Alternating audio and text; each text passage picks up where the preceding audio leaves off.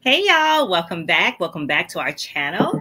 I am Dr. Jamesia. I am one of these three ladies of Black Coffee, Honey, and Grits. And welcome to our Friday afternoon lunch edition of Black Coffee, Honey, and Grits.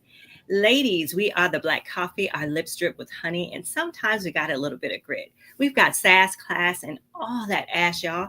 And we're here. We're real women having real conversations. And today we want to talk about they not like us. However, that is going to be discussed today. Listen, your girl is from Los Angeles, California, so I got a lot to say about that performance at halftime. I was like, yes. But anyway, I'm Dr. Jamesia, the nurse practitioner extraordinaire. I'm also your intermittent fasting and mindset coach, YouTube influencer, speaker, author, all the things. And I'm going to pass it on over to you, Carmel. The mic is yours. Hey, I'm Coach Carmel. I'm a coach, health and fitness coach and nutrition coach. And lately I've been working with folks who have come to realize that they have an addiction to food and mostly sugar. And I help them adapt a whole food plant-based lifestyle in order to combat that addiction as well as the chronic conditions that come along with it. But I'm ultimately here to invite everybody and encourage everybody to add more plants to your plate. So over to you, Maisha. Hello, everyone. I'm so glad to see you all here on this Friday. Let me clear my throat a little bit. Your mic seems really low. Your sound is a little off.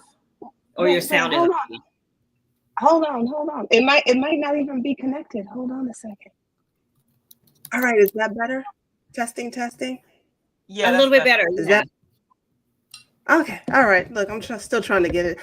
Everything is sick over here, including my technology.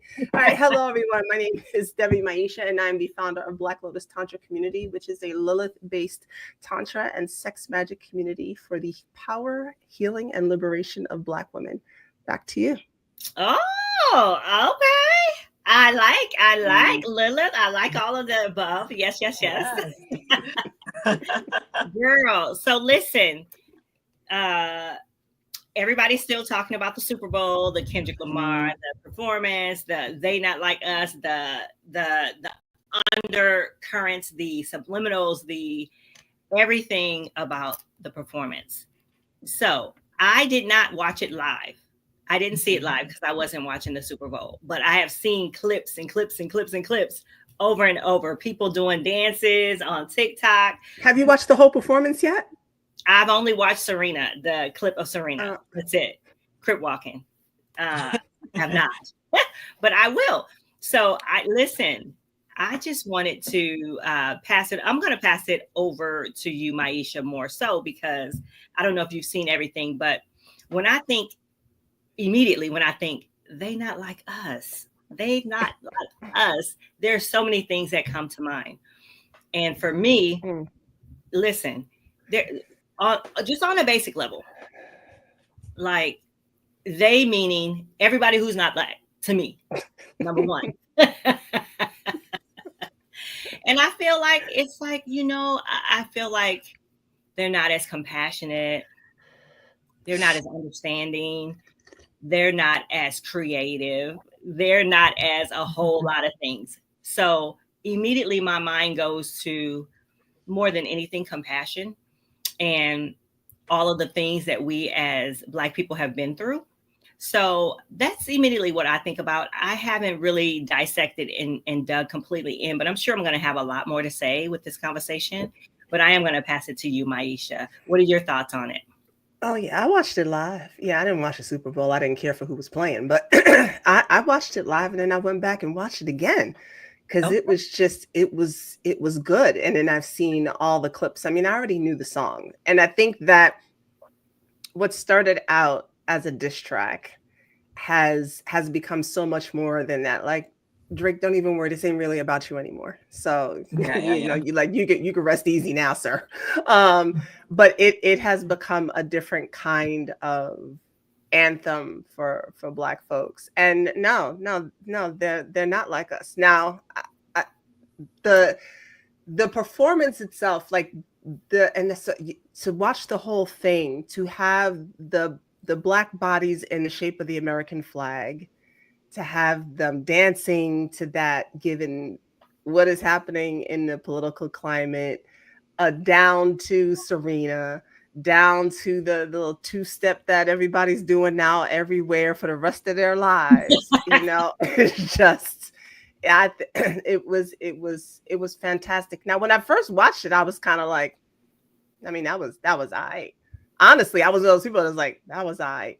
But it wasn't until I watched it again that I was like, ooh, like, oh, I see. And I, I'm looking at it like he had things, it was like a GameCube, right? So it's like we're playing, and in the background, there are the words, right? Like we're playing this game, right? And it really was like, okay, well, how are we gonna play? How are we gonna show up and play this game? Because it's already in motion. Samuel L. Jackson. I saw Django Unchained, so I saw him as the Uncle Tom character in that, and so to see him playing the Uncle Sam, like it was kind of like it's like if you know kind of thing, if you were in Black culture at all. So I thought it was great. I saw somebody post it, tried to break it down like he was talking about something satanic. I was like, yeah, some white folks. Oh, I was just like, oh, y'all are so scared of the power. Like you can't even, as soon as you see it, you got to try to give it to something else. I was like, oh, poor you. But the one thing that I will say, it's funny that you mentioned the compassion. That's the one thing I wish we had a little bit less of. I wish we had a little, because we still kind of like, as a people, everybody's our friend. Everybody ain't our friend. And like some of the natives said, some heads need to roll before they get a chance to do anything to you. And I think we need to adopt a little bit of that as a people. But I love the performance. I'm still rocking it out. Okay. Yeah. Where did you see the whole performance? Where can anybody? YouTube. Okay. You could YouTube it. So I didn't watch it live either. I didn't even bother to figure out how I can get YouTube, how I can get the performance here. And every time the Super Bowl comes on, I'm not watching. I used to watch the Super Bowl for the halftime show as well as the ads. This year I just was not interested. But the very next morning, the second I turned on to YouTube, it comes on. I'm like, okay, this is Kendrick. Let me watch.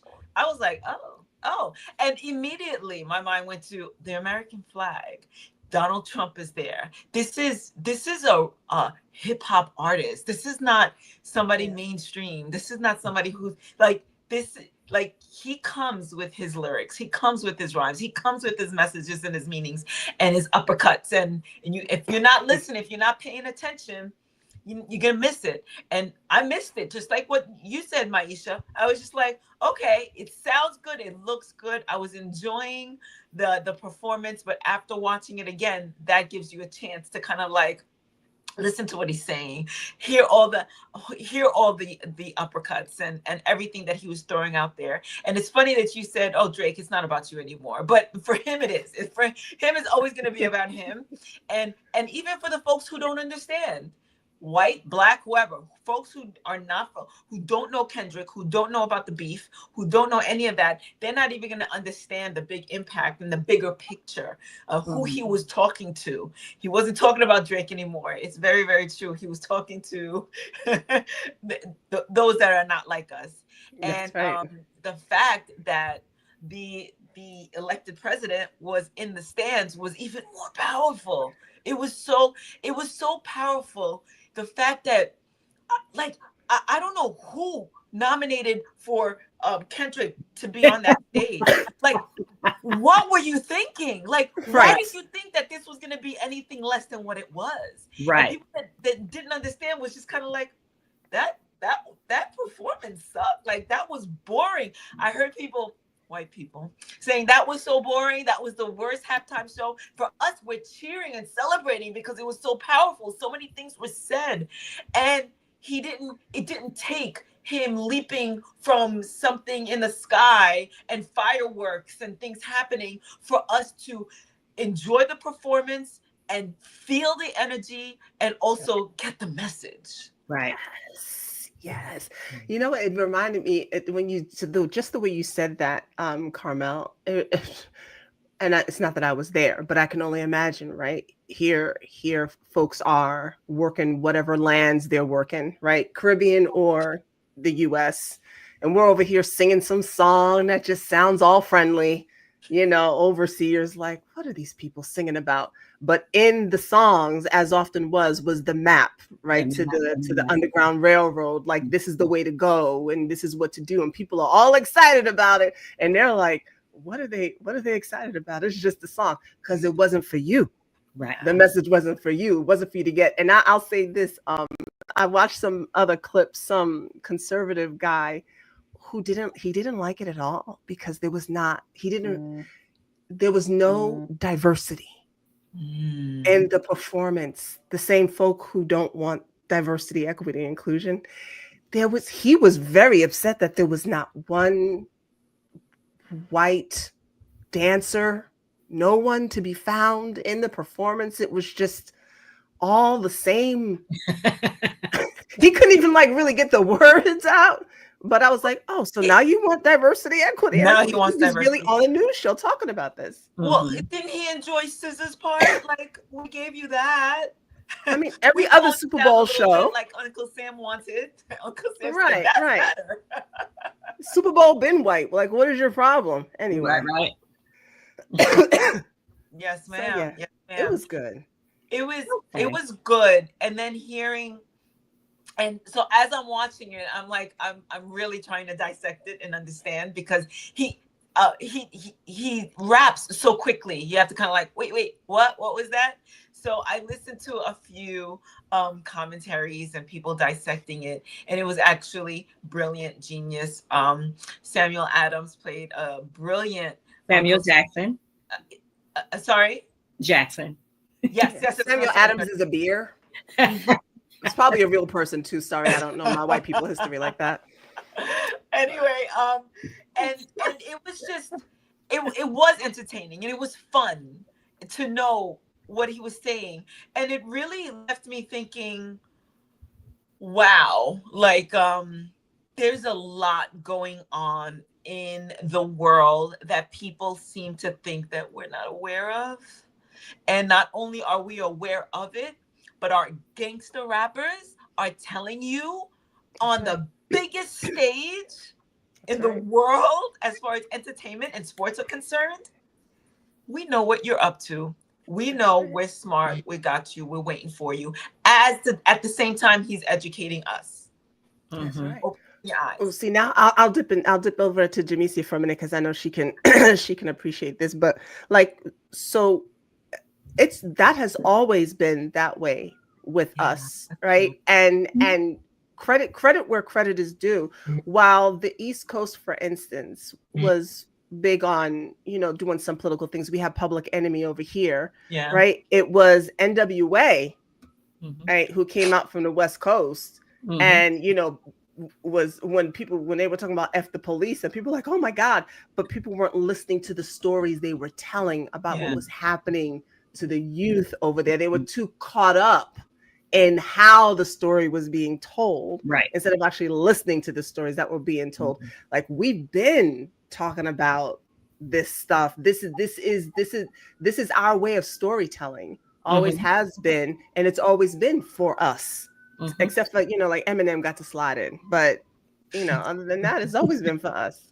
Right, and it's so interesting. I think maybe about 2 weeks ago, like a week before the Super Bowl, my sister and I were talking about how mainstream rap used to include things from Public Enemy and all of these Fight the Power, and we used to be really about, listen, this is what's going down. This was mainstream. And not to say, and of course, NWA, we were listening to all of those all through high school. And then somewhere along the way, hip hop got very, what's the word, Maisha? Gentrified, watered down. They stripped it of its message so that, because we were starting to listen. We're starting to listen. And I feel like we've had these years, this gap, that it wasn't on the surface. Everything of that sort of media, music rhyming was underground. People were listening to it, especially the fact that people don't really listen to the radio anymore. Everybody had streaming apps. Everybody's on different types of app lists, getting their music different ways. It has not been mainstream. And I was not even too familiar with the song. I'm not familiar with Drake and Kendrick. And I mean, I hear their names and I know that they have these beats, but I'm not too familiar with them even now. This is the biggest. I was just like, okay, wow, he's really out here now. Yeah. So that part's fun. That part's fun to watch. Yeah, for me, I don't know the beef. I don't know what's what, but I know that a lot of people are kind of hating on Drake. Or they don't like him for whatever reason. I can tell you why. Yeah, I think he was stealing people's stuff. I don't know. But I don't know. But you could tell me why. What's going on? No, well, I mean, I'll give you my personal. But so Kendrick and Drake, they did some work together. Yeah. But Kendrick's issue with Drake, it kind of mirrors my personal issue with Drake. Drake is biracial. Mm-hmm. Drake grew up with his mother. He identifies as Jewish. He grew up in a Jewish neighborhood. Affluent neighborhood. He's not for the streets.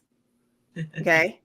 So when he first came out, it was cool. Like that was his lane, Champagne Poppy and all that. But then and I've always had this beef of him using the N-word, for instance, right? Because it's like, bro, like, I mean, I don't like the word anyway, but you're not like, so he's appropriating as people do when it gives you street cred. I see. And that ended up being he's a faker. Right. That ended up being a beef. Like, bro, you were on Degrassi. Like, just be your actor self. Be your clean cut. Wait. He was on Degrassi? Yeah, in a wheelchair. Yeah. Yeah. Before he was a rapper. And What's it's cool. What is Degrassi? What is that? Oh, Degrassi. It was like one of those shows for youngsters that used to come on. Like it was a show about high schoolers and whatnot. Yeah, so that he was came on. Child actor. Yeah, he's a child actor. But he grew up in Toronto, in this affluent white neighborhood, Jewish family. He came to visit his Black family every now and again. But now, when you wanna like people do. Right, when they want to get some credibility, they go to the Black, to gain that momentum. Right, and Kendrick was kind of like, bruh, no. And then he happened to get Tupac's ring. Drake did from a auction or something like that. Really, I guess felt like he was somebody or something. And Kendrick is like, sir, like I live this life. Like you singing about things that you've never experienced. It started from the bottom. You were never at the bottom. Right, it was Kendrick said you would never at the bottom, and so that started to be the beef between the two of them, and that's partly my beef with. Like, I like Drake's earlier music, but some of the stuff that he's trying to do now, I'm like, sir, that is a life you have never lived. Right. You know what I'm saying? He is for the mainstream. They love him. He keeps within the boundaries. And nothing wrong with that. Nothing wrong with that, and I feel like there's nothing wrong with anything that Drake did. It's just that Drake kind of like took Kendrick on tour with him or whatever, shared the spotlight with him a little bit. Kendrick just kind of blew up and named some names, and Drake's feelings got hurt. And basically that's where it came from. And so now Drake fires back, but you kind of can't compete because Kendrick is that talented and that bad. Well, there are rappers and there are lyricists. Right? Kendrick is a lyricist. Yeah. Drake is a rapper. Drake, I mean, to be in the position that Drake has gotten to, you got to give him his props. He did something right. Well, but that's the thing. What did he? So again, he did something right. Whether it was I think he's not bad. I'm not saying he's not bad. I'm saying the way rap was created and the way rappers have risen was a lot of blood, sweat, and tears.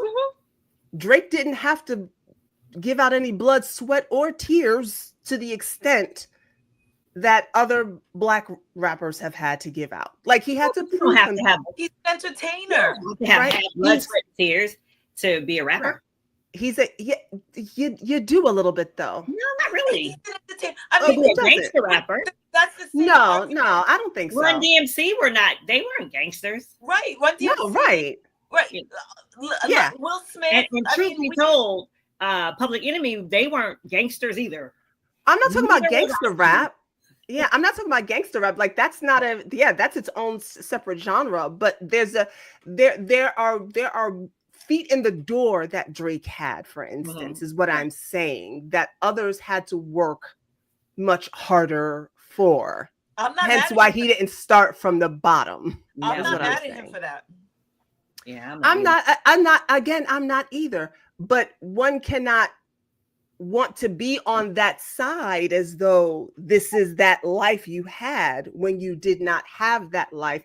That is a huge contention for folks who've actually lived certain types of lifestyles in that community. Like, do your thing, be in your lane, right? I'm not going to rap about spending time in jail.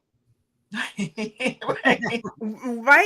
There's a lot of things I can rap about that I've seen. But I'm not going to rap about what I haven't done, right? In order to make myself seem more down. Yeah, and that's where he's messing up. Yes. Yeah, don't do that. Right. So, but he's doing it because now he feels like, oh well, you know, I brought Kendrick into this game. If he's even thinking that, because again, he brought him on tour with him, and now Kendrick is blowing up. And his feelings are getting hurt. He's not the top dog anymore. He's not. His feelings are hurt. He didn't bring Kendrick in, and Snoop Dogg was the one. He just brought him on tour with him. Really exposed him to what this all can be. Well, no, Snoop Dogg was talking about Kendrick Lamar back in 2010, 11, 12. Kendrick's been doing his own thing. He just happened to be doing some stuff with Drake, but Kendrick was already doing stuff. Snoop was like, "You the next." He was like, "I'm passing the baton to you," and that was before he was doing stuff with Drake. But Drake still kind of thought, you know, he had, because he did. That's where the business partnership came up with these two. That's what I'm talking about. Yeah, and it just went a little awry. But you know, that's why Kendrick is like, listen, I'm for this. Like, if you really want to, if you really want to do this, it ain't gonna be flowers, sir. That's right. I'm cutting throats. Yeah, I think the bigger message though from this performance to the world, to people at large, is that, you know, every single time you come for us as Black people, you get your feelings hurt because we end up taking something and turning it great, no matter what it is. That's why oxtails are so expensive, right? No matter what you try to do with us, we are rising. They lynched us, they raped us, they killed us, they enslaved, everything and we're still here and we're thriving. They're not like us. They're not like us. That's how I get teary-eyed when I see these little clips now. Now I'm seeing the children over in like Uganda and other places doing it. And every time I see it, I'm just like, look at these children. I'm just like, they start to move two-step. I'm just like, and they are moving too. I'm like, yes, I love it. I see everybody doing it. I'm just like, I did see some white dentists doing it, and I was a little perplexed by it, but I love seeing it. I love seeing it. Yeah. It is amazing. All black everything. Which that's a whole nother, like, what, oh God, there's a phrase that just flew out of my head, but it just goes to show you exactly how powerful we are, that whenever we do something that does not include anyone else, it is such a problem. And it goes to show how much fear there is, literal fear of a Black planet, that whenever it's all us, it's, oh no. That's not right. There should be some other things in there. But don't Mhm. nobody care when it's a room full of white folks. Right. Like that's normal, That's normal. That's normal. right? But Mhm. we create a performance. I remember when Beyonce did her was it, I don't even remember which halftime show it was or what sports show it was, where she had the Black Panther theme, where she had everybody come out in the black berets and everybody was dressed in all black. Oh, there was flack Mhm. for that one too, right? Because the people felt that she was representing a terrorist organization, Right. Mhm. Which Black Panthers. yeah. Right. Yeah. Interesting. Interesting. But whenever it's somebody else doing something, I don't know, scaling the walls of the Capitol or something, and those are just Americans fighting for their rights. It's just Mind-boggling. cognitive dissonance. It's Yeah, for sure. For sure. It's But wild yeah. for sure. But All I got. I don't even have anything major to add to it. I just, I mean, I'm loving seeing all the clips. I'm gonna have to dissect the actual performance. I just, even the little bits that I've seen, I'm like, this is genius. I really do have to sit down and watch it. I'm gonna watch it more than once. Yeah. Serena, though, you said you were there for Serena.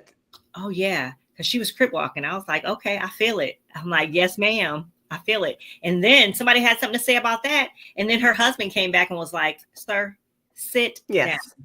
Yes, that was Stephen A. Smith, who has something to say about everything. He does. Something to But say about everything. she looked so beautiful. I was so happy to see her. And she was just, I saw a clip of her legs. later. She was like, that was the best 10 seconds of my life. I was like, that was so good. So good. She wasn't paying nobody no mind. She was out there in the camera like, Mhm. which was a thing to Drake too. Which that's what they said. And I didn't even know that they were They ever a did thing. it at one that they time. were Yeah. together. Yeah. But then he had said something about her husband in Yeah, one of his he songs. called her husband. I forgot that word. When a fan, but more than a fan. When they, I can't think of the word, but those fans that kind of like hang around and. Oh, like a stand, like a groupie. Groupie. Oh. Groupie. Thank you. Oh, I couldn't think of the word. Groupie. He called he called Serena's husband a groupie, like, and for no reason. That like came out of nowhere. Like, sir, why? Mm. Yeah. Yes. Yeah. So she was dancing. She was dancing for two reasons. Twice. Yeah. Yeah. There was a little bit of a pettiness on that side, but loving it. I ain't mad at it. I feel like Black folks as a whole need the pettiness of a scorned Black woman right now. All good. The pettiness of a scorned Black woman from the south of the Caribbean. Take your pick, but that'll set you straight. One or the other. Don't eat that food. Yeah, don't do it. Don't do it. Oh my goodness. All right, y'all. Well, I think that the assignment for those that are watching, go ahead on and watch the performance. Put some comments down below the video. Subscribe to our video. Share the videos out. Give us a thumbs up. All that good stuff. And whatever you guys want to talk about, whatever you want to hear us talk about, give us some ideas and put it in the comments, and we'll get back to y'all. Is that all that you guys have to say on this topic? That's it. I'm about to go listen to it again. Okay, I'm about to listen to it. I just like the song. Look, I been here crip walking my daggone self. I didn't know that was the name of that. There's something that we do on the East Coast. I was like, oh, I didn't know. Yeah, that is a West Coast thing. Mm-hmm. All right. Oh, I believe it. I believe it. Yeah. Mm-hmm. Now, I'm looking at these reels, and you know how I get. I'm like, ooh, I want to jump on that bandwagon, so I'm trying to figure out. I want to also. I've been seeing husbands and wives. I've been seeing families. I've been seeing kids. I'm like, I want to do it too. I do too. Me too. All right. So good. All right, y'all. Thanks for stopping by for our lunchtime edition, and we'll see you next week on Friday. Y'all take care. Bye And now. subscribe to Black Coffee, Honey, and Grits. Yes. subscribe. Bye, y'all.